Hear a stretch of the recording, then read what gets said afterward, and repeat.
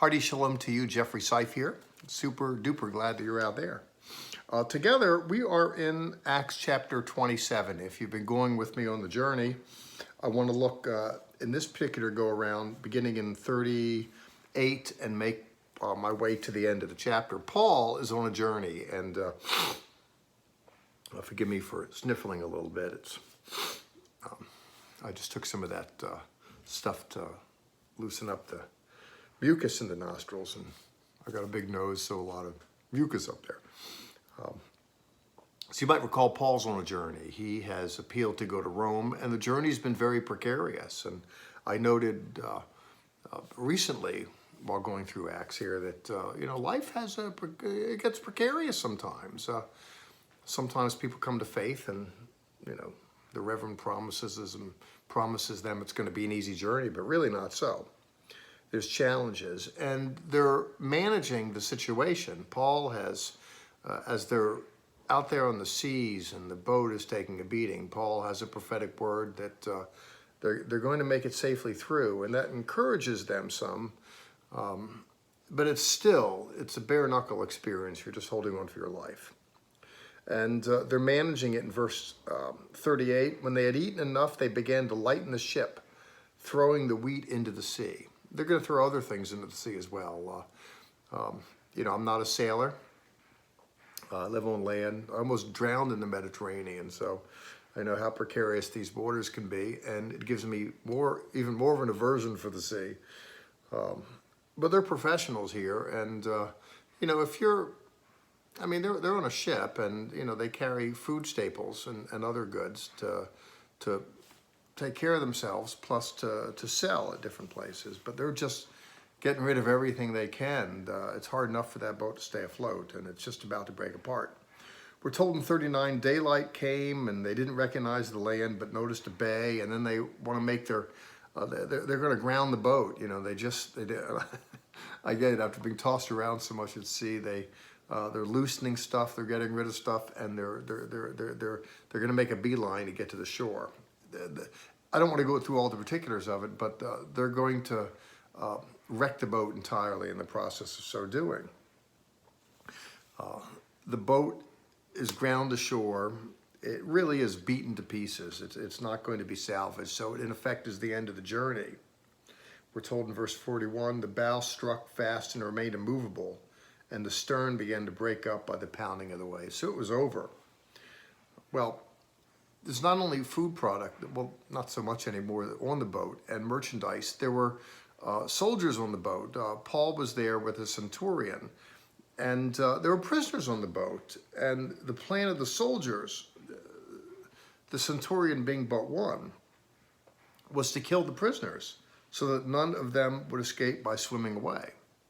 Swimming is interesting. Most didn't know how to swim in antiquity. The Roman Navy didn't teach sailors how to swim, with the belief that if they didn't know how to swim, they'd be better sailors. There's no plan B. But some here, it was close enough to the shore where some would have been able to jump in and make their way there. There's driftwood and the like, the thing's breaking up. But and the soldiers were going to kill them. If you look in verse 43, there's a conjunction there, but, against the backdrop. And if we're killing prisoners, Paul's going to be one of them that's going to be killed. But the centurion, wanting to save Paul, kept them from carrying out their plan. Very interesting. Paul had endeared himself to this centurion. And I should say, by the way, that in Luke volume 2, aka Acts, centurions are painted in a good light. It's a centurion who previously is the first to acknowledge Jesus among the Gentiles earlier on. And he and Peter have a conversation, and he is going to listen to Peter and be saved, filled with the Holy Spirit, baptized, all of that. And here, Paul has interacted with the centurion, and it's a positive experience, to put it mildly, saved Paul's life. This man was a man of influence. He was a centurion. It's akin to being a captain. Soldiers respect rank, and a centurion is the highest rank that a common soldier can achieve. You're not born into money, nobility, you're a foot soldier, but you work your way up and you become a captain.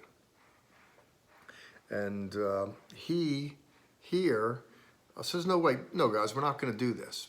And even though there's no reason to think that those other soldiers were part of the same regiment as the centurion, nevertheless, he had influence. And he uses his influence for good. And that's the point that I want to accentuate here in all of this with you. With your life and your circumstances. This is Paul's life, or it was his life and his circumstance for a moment. But never mind him, let's talk about you.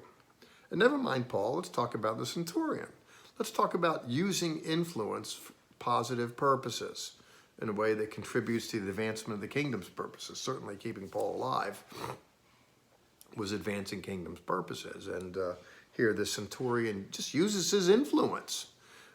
Sometimes when people step up and step in, it makes all the difference in the world. And maybe there's circumstances in your life where you can step up and use your influence. Could be as a mother, could be as a secretary, could be as a soldier, as a bookkeeper, as a police officer, as a leader in a congregation, could be as a mother-in-law, as a father-in-law, could be as a daughter-in-law. I don't know, but I know that those who have influence in webs of relationships use them for positive purposes. And I think it's important to do that. You know, people say, oh, Lord, if you could only make me a Joel Osteen, or if you could only make me on television or this, or, you know, make me a pastor of a mega church or something, then I could really take care of business for you. Listen, the game is played by us simply just using influence wherever we are, whoever we are. You know, it's if you're driving and you see a redwood tree, a sequoia tree, you go, wow, that's big. It gets my attention. But for every one of those, there's a zillion smaller trees that you're not even going to look at twice. The reality is, however, is that God gets utility out of all of these organic instruments in the ecosystem that are doing business with photosynthesis and providing, shade for owls or whatever. I mean, everything has a purpose. And we are who we are, and we got to just use our influence wherever we are. Well, we're told here the centurion did this to good effect, and the net result is that they all were saved, and they were all brought to land safely. Well, hope this contributes a little something to you. God bless. Let's do it again later. Ciao.